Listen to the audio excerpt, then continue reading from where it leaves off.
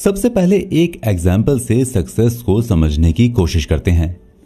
जब हम नदी में तैरते हैं तो दो कंडीशंस होती हैं, बहाव के विपरीत तैरना या बहाव के साथ तैरना, मतलब favourable situation and unfavourable situation. लेकिन ये पॉसिबल नहीं है कि नदी हमेशा स्विमर जिस दिशा में जाना चाहता है उसी डायरेक्शन में बहती रहे।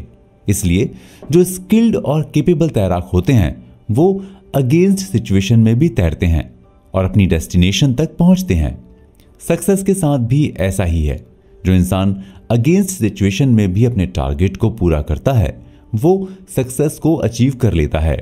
कोई भी इंसान एक लक्ष्य को हासिल करने के बाद वहीं ठहर नहीं सकता। वो अपने अगले लक्ष्य को अचीव करने के लिए एक नई रणनीति बनाता है और उस टारगेट को अचीव करने के लिए स्टेप्स लेता है। 12 स्टेप्स को समझने से पहले हमें यह समझना होगा कि हम जो भी स्टेप लेते हैं, हमारे जो भी ड्रीम्स होते हैं, उसको सबसे ज्यादा थॉट प्रभावित करता है। मतलब हम सभी की लाइफ की रियलिटी के पीछे हमारा थॉट ही होता है, यानी थॉट रीजन है और सिचुएशन इसका इफेक्ट।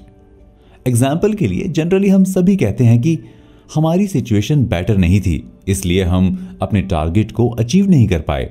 लेकिन हम सिचुएशन को जिस थॉट के साथ देखते हैं या हम सिचुएशन को जिस रूप में देखते हैं उतना ही हम उससे प्रभावित होते हैं।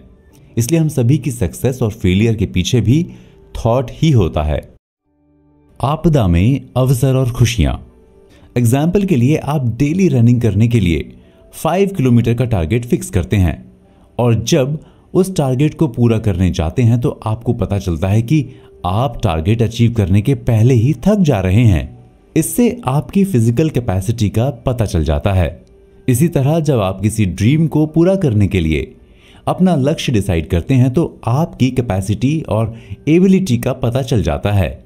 लक्ष्य को पूरा करने के लिए आप जो एफर्ट करते हैं उससे आपको अपनी कमजोरियों और शक्तियों के बारे में भी पता लगता है। आप ये भी जान पाते हैं कि आपने जो लक्ष्य डिसाइड किया है उसमें आपका सेल्फ इंटरेस्ट है या आपने किसी से इंप्रेस होकर अपना लक्ष्य डिसाइड किया है। एग्जाम्पल के लिए इंडिया में ज्यादा स्टूडेंट इंजीनियरिंग, मेडिकल, मैनेजमेंट और सिविल सर्विसेज में जाने का अपना लक्ष्य डिसाइड करते हैं।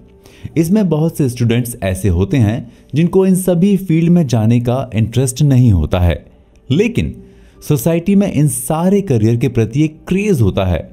इसलिए मोस्टली स्टूडेंट सोसाइटी और अपनी फैमिली से प्रभावित होकर इनमें से ही अपना करियर चुन लेते हैं। असली लक्ष्य आइडेंटिफाई करो। लक्ष्य डिसाइड करने की थर्ड टेक्निक है इमोशनल कनेक्शन। जब आप किसी लक्ष्य को अपने इमोशन से कनेक्ट कर देते हैं या किसी लक्ष्य को लेकर आप इमोशनली फील करने लगते हैं तो आपका लक्ष्य आपके दिल और दिमाग का हिस्सा बन जाता है। अगर आप अपने लक्ष्य को लेकर हैप्पी फील करते हैं, आपको अपने लक्ष्य को लेकर प्राइड होता है और आप अपने एफर्ट्स को एंजॉय करते हैं तो आप अपने लक्ष्य से इमोशनली कनेक्ट होते हैं। जिस चीज से आप इमोशनली कनेक्ट हो जाते हैं आप उससे खुद को अलग करके सेटिस्फाई नहीं हो पाते हैं, इसलिए उसे छोड़ना भी नहीं चाहते। और जब आप किसी लक्ष्य को छोड़ना नहीं चाहेंगे तो आप उसे किसी ना किसी दिन हासिल कर ही लेंगे। नए रास्ते खुद बनाएं। जब आप क्लियरली लक्ष्य डिसाइड कर लेते हैं, जब आपको यह पता चलता है कि आप अपनी लाइफ से क्या चाहते हैं, उसके बाद आपको अपने लक्ष्य तक पहुंचने के रास्ते को तलाश करना होता है। यानी आपको लक्ष्य तक पहुंचने की स्ट्रैटेजी बनानी होती है और उन ऑप्शंस को डिसाइड करना होता है जिसके बेस पर आप अपने लक्ष्य तक पहुंच सकते हैं। अगर आप अपने लक्ष्य को अचीव करना चाहते हैं तो आप अपने ऑप्शंस की तलाश करें और उसे डेवलप करें, क्योंकि एक ऑप्शन के बेस पर आप अपने लक्ष्य को हासिल नहीं कर सकते हैं। हो सकता है कि स्टार्टिंग में आपने अपने लक्ष्य को हासिल करने के लिए एक प्रोसेस को अपनाया, हो सकता है कि वो प्रोसेस पूरी तरह से फेल हो जाए, तब आप खुद को भी फेलियर मानने लगेंगे। ऐसा होने पर आप अपने लक्ष्य को लेकर खुद को उतना फोकस नहीं कर पाएंगे। इससे आप लक्ष्य के प्रति डाइवर्ट भी हो सकते हैं और अपने लक्ष्य को छोड़ भी सकते हैं। लेकिन एक से ज्यादा ऑप्शन आपके पास हों तो एक के फेल होने पर आप दूसरे ऑप्शंस का यूज कर सकते हैं। जो सक्सेसफुल लोग होते हैं उनके पास प्लानिंग के और उनके काम करने के कई ऑप्शंस होते हैं, इसलिए ऐसे लोग लगातार सक्सेस को अचीव करते रहते हैं। हमेशा एक्टिव रहने की आदत डालें। आप अपने लक्ष्य को अपने दिल और दिमाग में जितना स्पेस देंगे उतना ही आप अपने लक्ष्य से खुद को कनेक्टेड फील कर पाएंगे, और आप जितना अपने लक्ष्य से डीपली कनेक्ट हो पाएंगे उतना ही आपके मन में लक्ष्य को अचीव करने की इंटेंसिटी चलने लगेगी। प्लानिंग के बाद आपको अपने अंदर एक्टिव रहने की टेंडेंसी को डेवलप करना होगा, क्योंकि जब आप प्लानिंग को फॉलो करने के लिए एक्टिव नहीं रहेंगे और उसके लिए एफर्ट नहीं करेंगे और आपकी प्लानिंग ऐसी ही पड़ी रह जाएगी। किसी भी प्लान या थॉट पर आप जितनी जल्दी एक्शन लेते हैं उतना ही आप लक्ष्य को हासिल करने की पॉसिबिलिटीज को बढ़ाते हैं। इसलिए आपको एक्टिव रहने की टेंडेंसी को डेवलप करना होगा। एंथुसियाज्म को जानें। जब आप लक्ष्य डिसाइड कर लेते हैं और उसे पूरा करने के लिए जब पहला स्टेप लेते हैं, उसके बाद या उसके साथ ही जो सबसे जरूरी चीज आपको सपोर्ट करती है वो है आपका उत्साह, एक्साइटमेंट या एंथुसियाज्म। आपका उत्साह ही आपको आगे के स्टेप्स लेने के लिए मोटिवेट करता है। अपने उत्साह से आप अपने काम में पूरी तरह से इन्वॉल्व हो सकते हैं।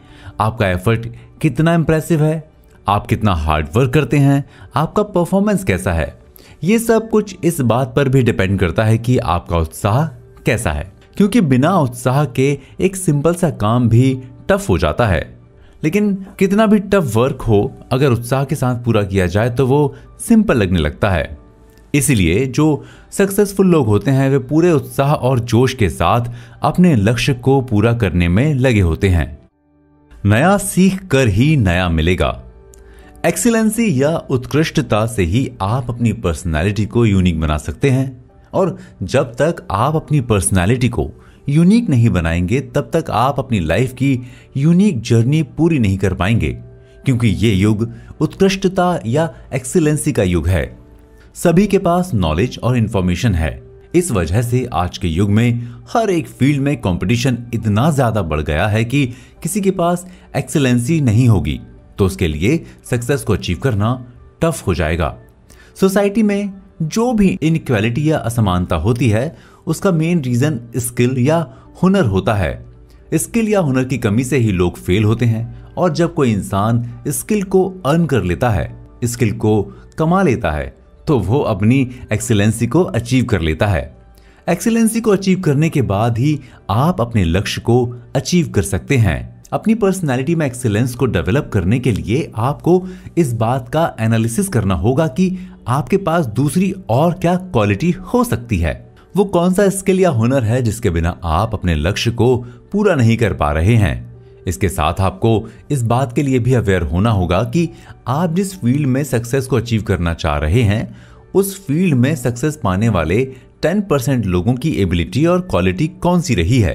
जब आप अपनी फील्ड में 10% लोगों के एफर्ट्स, उनकी क्वालिटी और उनकी एबिलिटी से जितना खुद को कनेक्ट करेंगे उतना ही आप अपनी क्वालिटी और एबिलिटी को इंप्रूव करने के लिए तैयार होंगे और एफर्ट लगाएंगे। नए टारगेट के लिए नई अप्रोच। हमने पहले के चैप्टर्स में सबकॉन्शियस माइंड के बारे में थोड़ी बहुत चर्चा की थी, लेकिन अवचेतन मन यानी कि सबकॉन्शियस माइंड हम सभी के डेवलपमेंट के लिए कितना रिस्पॉन्सिबल होता है, इसे ठीक से समझना जरूरी है।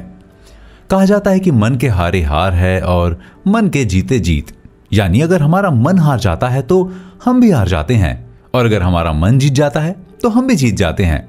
इसके साथ ही ये भी कहा जाता है कि हम जैसा सोचते हैं हम वैसा ही बन जाते हैं। अगर ऐसा है तो क्या ये जरूरी नहीं है कि हम अपने मन को इस तरह से सोचने का काम दें कि वो हमारे लक्ष्यों और सपने को पूरा करने में हमारा सपोर्ट करे, या हम मन को इस तरह तैयार करें कि वो कभी हारे ही ना और हमारे लिए जीत का रास्ता बनाता चला जाए।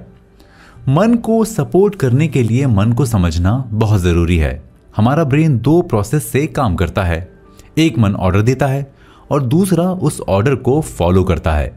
हमारे पास जो 2 मन होते हैं उसमें से एक है चेतन मन यानी कॉन्शियस माइंड, और दूसरा है अवचेतन मन जिसे हम इंग्लिश में सबकॉन्शियस माइंड कहते हैं। चेतन मन ऑर्डर देता है और अवचेतन मन उस ऑर्डर को फॉलो करता है।